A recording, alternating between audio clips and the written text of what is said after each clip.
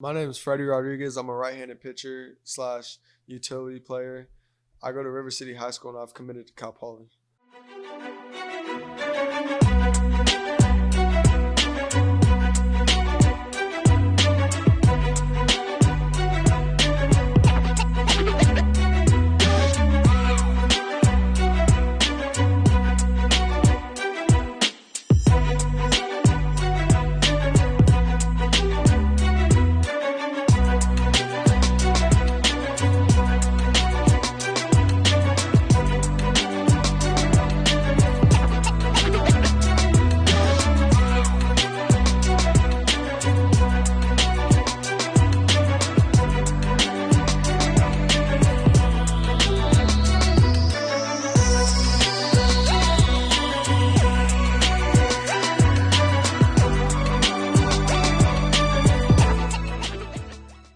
Hey, I'm here with Freddy Rodriguez, a utility player from River City High School and also a pitcher.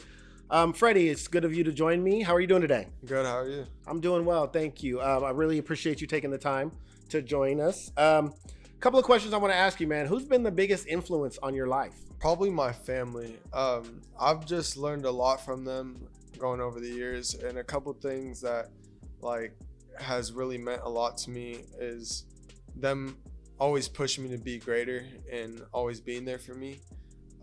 That's what I also enjoy, having that last name on my back to represent them as an entire family, not just myself, when I'm on the field. And they've just really done a lot for me throughout my life.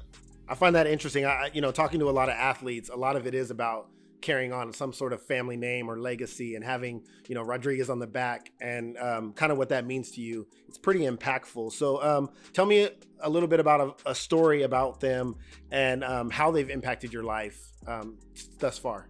Well, when I was younger, my dad was kind of always at work. Not always, but he would leave out of town sometimes to go to work.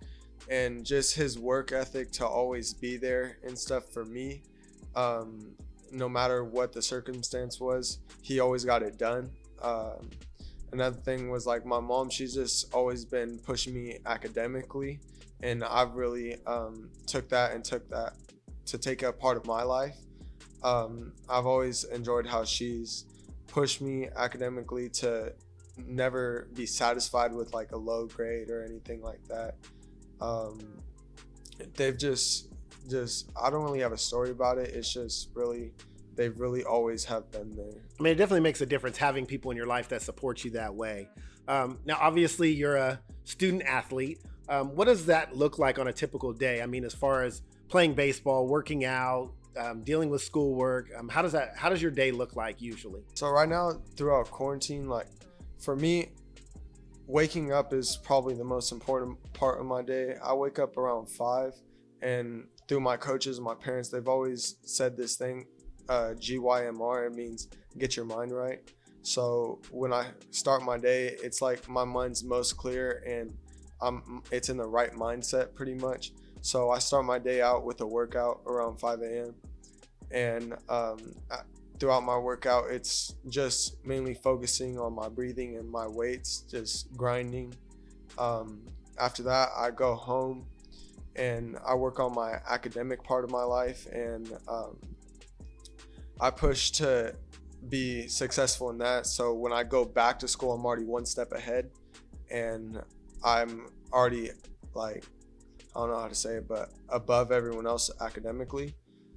And then after that, I just go back to being a brother throughout the day, messing with my younger brothers, antagonizing them, doing whatever with them, spending time around the house, helping my mom out. And then later on in the day, around 5 or 6, I head back to my batting cage in our backyard or the bullpen at my high school and get my baseball work done. Usually you hear that from professional baseball players, college athletes. To hear that coming from somebody as young as you are, it's pretty impressive. So obviously, kudos to you. That's part of the reason why you have made the decision to go to Cal Poly. So I want to talk about the decision. What kind of drove you to that decision? What other schools did you visit? And how did you make your final decision to choose Cal Poly? So the other schools I visited were UC Santa Barbara and Cal State Fullerton. For me, Cal Poly, as soon as I stepped on campus, it really felt like home to me. Somewhere I saw myself and where I really would want to go. What put the icing on the cake mainly was I started thinking like if I were to go to Fullerton or Santa Barbara, they're already really good past in baseball and they're really good schools. And if I were to make it to playoffs, win another championship with them, for them on the wall of how many championships they got, it would just be another championship or another playoff run. If I were to do that for Cal Poly, they haven't really been in many championships or playoff appearances. So if I were to do that, there's going to be a lot of hype. It's going to be a real accomplishment to do that. So it's going to be a little bit more special because you kind of impacted this program to turn around or to become a little bit better than it was in the past. So that's cool. I kind of admire that. So what's a place in your life that's most important to you? It could be home, it could be the baseball field, it could be the bullpen. Where do you find, what's kind of your sanctuary? Where do you find peace the most? Probably home. When I say home, it's not just like my house or anything. It's everywhere that makes me feel at home. So on the baseball field, when I'm practicing with my team, when I'm in the batting cage, when I'm in the bullpen, all those places really make me feel at peace and at home, like something like a home. And it's just when those things when I'm around those things or I'm at certain places, there's really nothing else that could like harm me or anything. It feels like I feel like I'm safe. So it's kind of your safe space where you're at. That's cool. That's cool.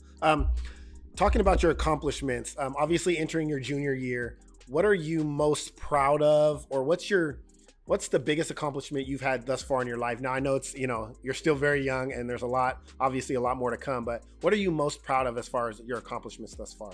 For me, probably right now is committing and actually getting looked at by colleges. Like I've worked for a lot throughout my life, and the grind doesn't stop now just because I've gotten my offer and accepted it. The next step's MLB. For accomplishments, that's probably the most, but if I were to say something that has impacted my life the most through that is something that stuck with me to help me grind to achieve this accomplishment is when I was around 9, so like 7 years back. After a game, a coach came up to me and my dad and he said that I should quit baseball and it wasn't my sport and I should just go play soccer because I'm better at that. So I've just really used that to fuel me the past 7 years and just to be ready to prove him wrong. So using that kind of somebody that's saying, no, you shouldn't be doing this as motivation. Yeah. And I think I find that with a lot of athletes are always had that kind of this aha moment or this moment in their life that they say, I'm going to prove everybody wrong, or I'm going to prove this person wrong. And obviously being that being your moment, that's pretty cool. I like that.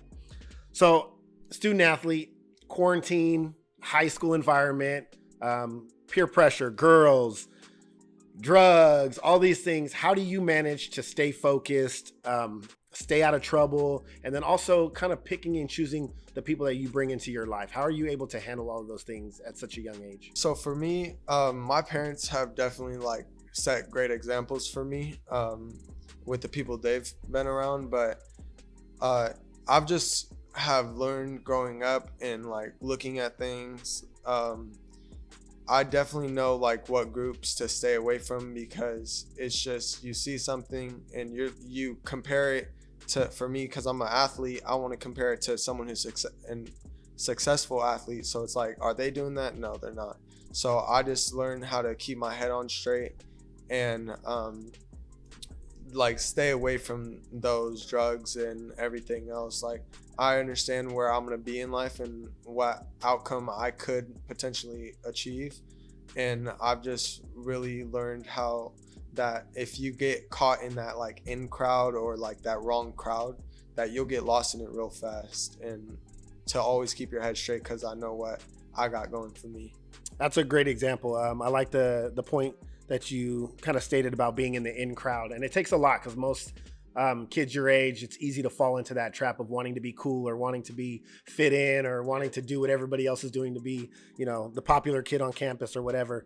But speaking of that, and you talked about your future and where you think you could be, to kind of finish up, where do you see yourself 5-10 years from now? What is your kind of ultimate goal? I know you mentioned Major League Baseball and obviously wanting to play there. But where do you see yourself? I see still 5 years, 10 years from now. I most likely see myself in the MLB, probably on a very good team dominating at that level. Like, I have no low expectations for myself. I know what I could become.